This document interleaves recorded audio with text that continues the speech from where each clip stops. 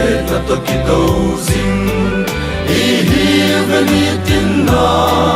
zor ma lo va I se ti ve I nung I ma lep na tui pi bang min ki nong song le to ha ma mu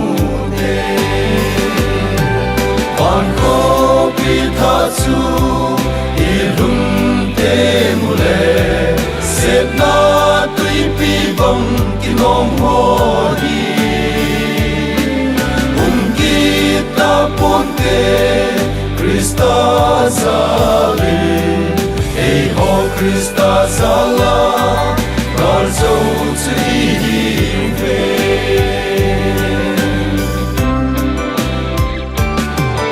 wa hoi lai a se sing in khu song a beijing o ki thei lo pa hoi che sa ho pan a nai ti in lung mong lo se nu te et man lo helin I mo le si ve pan ko pi tha chu I lung te mu le se na tui pi bang ki nom ho di ki ta ponte Krista zali ei ho Krista zala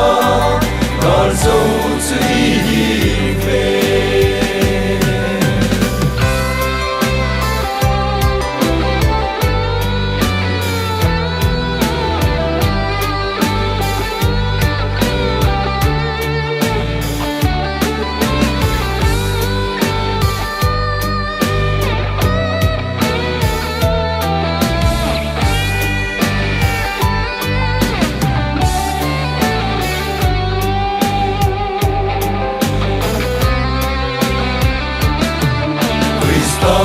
san zala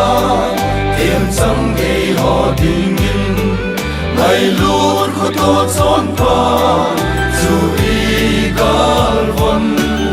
alam vai te ding na song na gao an pa pe mai lut khu to na le cham na hi a hi pan ko pi tha chu I lung te mu le se na tui pi bang ki nom ho di ki ta ponte Krista